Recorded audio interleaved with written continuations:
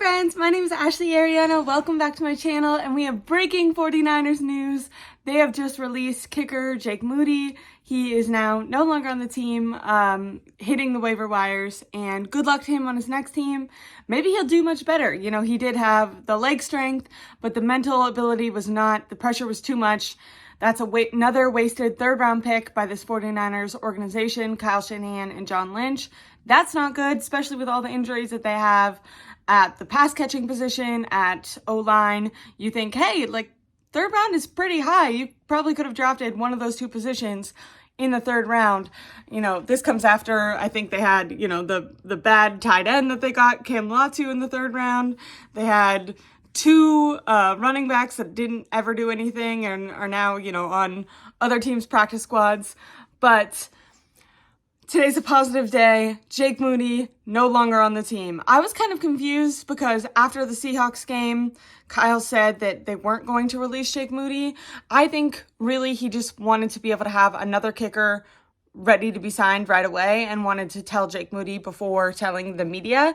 But the Falcons, who are also unhappy with their kicker situation after week one, ended up signing a guy off the street, Parker Romo, who made 11 of his last 12 kicks. And I think that they felt the pressure and were like, okay, we're not going to let good kickers go. Although, like I said, at this point, I think any kicker off the couch, I imagine that they're going to bring in Greg Joseph, along with other guys, not just Greg Joseph, but he actually won the kicker competition this offseason, making more of his kicks in training camp than Jake Moody did. So they'll probably bring him back.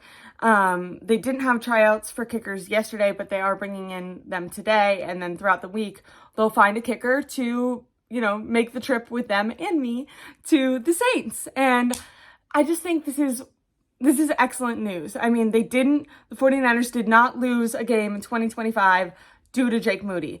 The Week 1 Seahawks game was much more interesting than it needed to be, you know, with his 6 points missed basically by not making those two field goals, but they didn't lose a game. You know, if we look back, his, you know, 2023, I remember he was so erratic. He was missing kicks left and right, and I was like, I really hope they don't make it all the way to the Super Bowl and then lose the Super Bowl because Jake Moody can't make a kick. And I hate to, you know, bring this up, but the 49ers had to go to overtime, and one of the many reasons that they went to overtime and then ended up losing in overtime to the Chiefs was Jake Moody missed an extra point. If he would have made that extra point, the 49ers have a Super Bowl right now.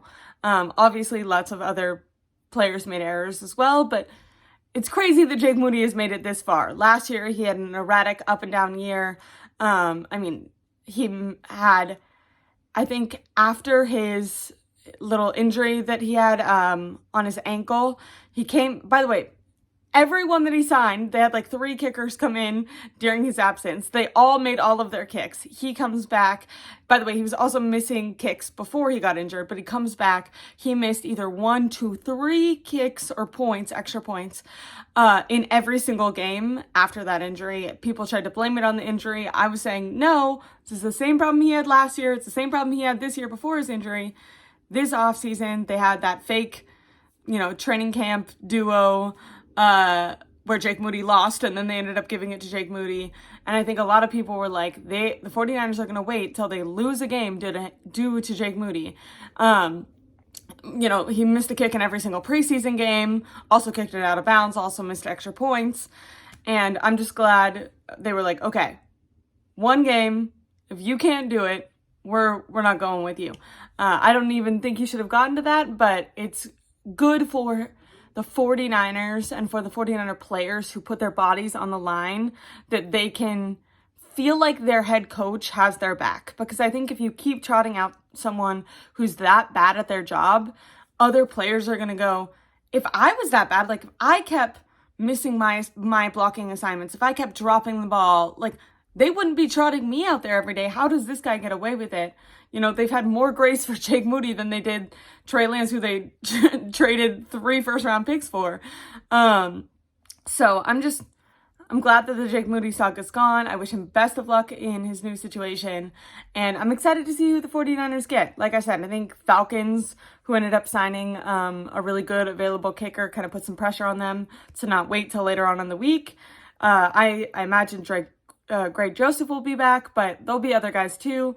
Maybe some of the other guys that they brought in last year who did really well. Anyways, I'll be going live later today with Tom Jensen to recap and do our final, last look at the Seahawks game, preview the New Orleans game, and maybe by then they'll have a kicker. So I'll bring you that news, probably going live around 3:30 PST. Thank you guys. Bye.